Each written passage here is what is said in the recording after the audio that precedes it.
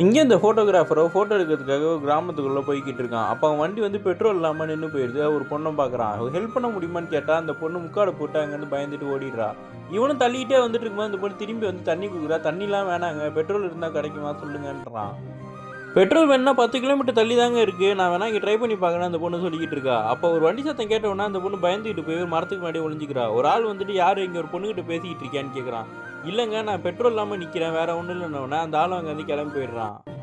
ஃபோட்டோகிராஃபரும் அந்த பொண்ணுக்கிட்ட போயிட்டு எதுங்க பயந்து போய் ஒழிஞ்சிங்கன்னா, பயம்லாம் கிடையாதுங்க, எனக்கு வந்து 13 வயசுலேயே கல்யாணம் பண்ணி வச்சிட்டாங்க, என் புருஷன் கேன்சர் வந்து இறந்துட்டாரு, இந்த ஊரில் இருக்க எல்லாரும் அதுக்கு நான் தான் காரணம்னு ஒதுக்கி வச்சிட்டாங்க, நான் யாருக்கிட்டையும் பேசவும் கூடாது, யாரையும் பார்க்கவும் கூடாதுன்னு ஃபீல் பண்ணி சொல்லிக்கிட்டு இருக்கா. நான் ஒரு காம்படிஷனுக்காக ஃபோட்டோ எடுக்க வந்தேன், இந்த கிராமத்தில் வித்தியாசமாக நடக்கும்னு பார்த்தா முட்டாள்தனமாக ஏதோ பண்ணிக்கிட்டு இருக்கானுங்க, நீங்கள் வந்து இதை பற்றிலாம் யோசிக்காமல் தைரியமாக இருங்க, உங்களை நான் ஃபோட்டோ எடுத்து நான் இந்த விஷயத்தை ஃபுல்லாக நியூஸ் பேப்பரில் போட போகிறேன் அப்படின்னு சொல்லிக்கிட்டு இருக்கான். இவன் பேசிக்கிட்டு இருக்க விஷயத்தை வந்து இந்த ஊர்க்கார பசங்க 2 பேர் பார்த்துட்டு இவனை அடிக்கிறதுக்காக வராங்க. இந்த பொண்ணு தைரியமாக இவனுக்காக சப்போர்ட் பண்ணி பேசுகிறா. நீங்கள் தான் என்கிட்ட பேசாமல் இருக்கீங்க, ஒரு ஆள் என்கிட்ட புதுசாக வந்து பேசினா, நான் இவ்வளோ நாள் முட்டாள்தனமாக இருந்திருக்கேன், இதுக்கப்புறம் யாருக்காகவும் பயந்துட்டுலாம் இருக்க போகிறதில்லன்னு சொல்லி மிரட்டி அவங்களை அனுப்பி விட்டு இவனுக்கும் பெட்ரோலை கொடுக்குறான். பெட்ரோலை ஊற்றிட்டு இந்த பொண்ணை ஃபோட்டோ எடுத்துகிட்டு கிளம்பி போகிறான். இந்த பொண்ணை இவன் எடுத்த ஃபோட்டோவும் அவளோட கதையும் நியூஸ் பேப்பரில் வந்திருக்கு. அதை பார்த்துட்டு இந்த பொண்ணு ரொம்ப சந்தோஷப்படுறா.